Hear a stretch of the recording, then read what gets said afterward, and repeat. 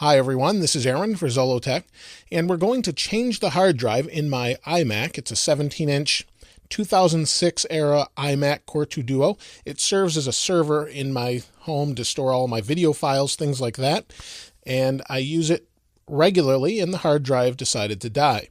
So I wanted to walk you through actually changing that. Now you will need a couple tools. You'll need a Phillips head screwdriver. You'll need some Torx drivers, along with a plastic opening tool to kind of remove some shielding we'll get into later. So the first thing I'm going to do is lay it down flat, and we'll take a look at it from there. Now the first thing we're going to do is use a Phillips screwdriver to remove the screws here in the bottom that you can see. There's a few of them across the bottom. There's one on the memory door, and then there's a couple on the sides. These are Phillips head, and then we have Torx on the sides. So we're going to remove those first.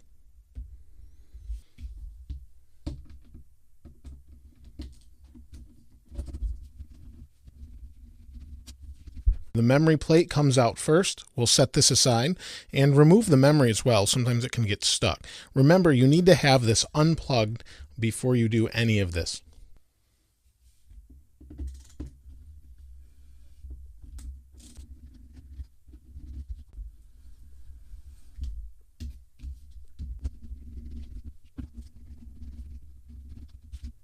Now the screw I just removed out of this hole right here is actually a little bit longer than the others, so make sure that you set those aside and have them in the right place. Now that we have all the screws out of the bottom, we're going to stand it up and pop the top off of it. Now that we have the iMac upright, what we need to do is shove a credit card in here to release the mechanism that holds the top latch. So we do that. This is just a credit card that you don't really care about, and you just want to pop the latch, and it popped away up here. Now we need to do the same to the other side. Now you can see I have it loose, and we're going to pull it back a little bit, and we don't want to pull it right off, and you may have to unhook it from the bottom a little bit, but you don't want to pull it right off because you're going to have to undo this cable here.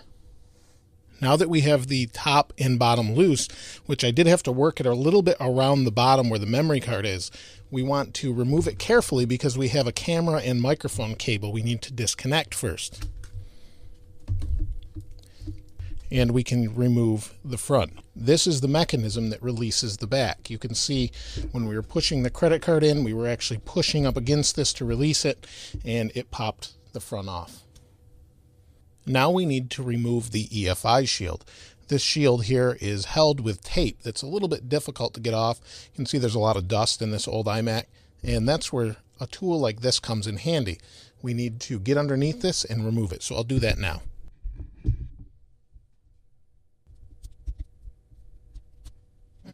Now it is fairly easy to rip. I actually did rip it here in the corner. That's not a big deal, but you will need to be careful as you move around the edge as well.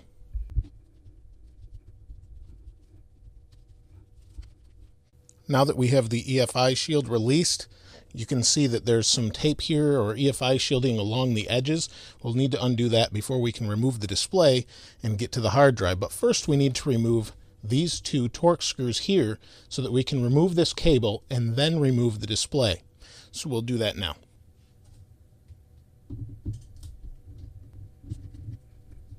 Now we can remove this just by simply pulling this tab,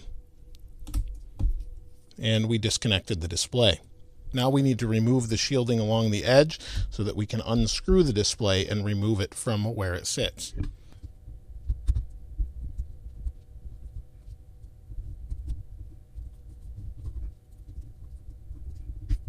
Now that I have everything removed as far as the shielding goes, I can remove 4 different screws. They're Torx screws in each corner that will allow me to lift the display up. Now that I have all 4 screws released, I can actually flip this display up carefully. If I grab it by the edge here, I should be able to get under it.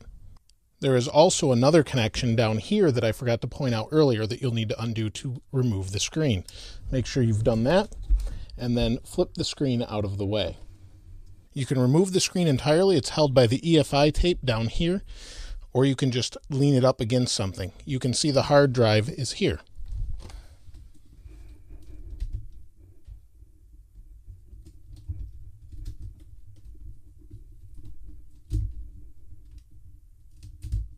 Now we have the screen or the display out of the way. What we need to do is remove the hard drive. Now you need to note that there's actually a temperature sensor on some of these hard drives like this one. We need to gently pry this up and place this on our new hard drive. Now you can see I've removed the temperature sensor here that I'll carry over to the new hard drive. I'm actually probably going to put an SSD in here instead. And we can remove the hard drive without any screws by pulling on this lever here. So we'll pull that towards me, lifts up and pulls, and it'll snap out of place. You'll see here in just a moment.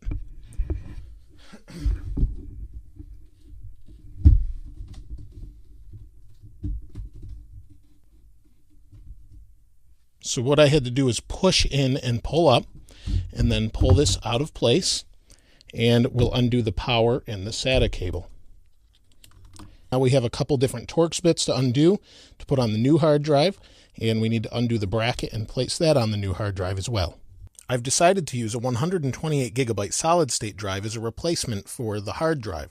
I have it preloaded, and since I don't have an expander bracket or a bracket that brings it from 2.5 to 3.5, I'm just going to stick it on here with some Velcro. It will hold just as well, and then we'll place our little temperature probe.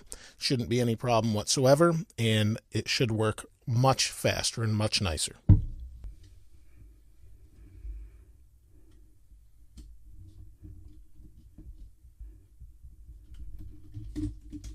Now that I have the solid state drive secure, I'm going to put everything back together, and we should be up and running again. I've got everything securely put back in place. This EFI shield isn't staying down very tightly, but you can see for the most part it's back together. I need to clip the front on, and we should be all set. Now we're booting it for the first time. It's working, and there we go. We're at the home screen here. So I'll get to using it, set up my server, and we should be all set. It's working well, and that's how you swap a hard drive. If you have any questions or comments, please place those in the comments below. As always, thanks for watching. This is Aaron. I'll see you next time.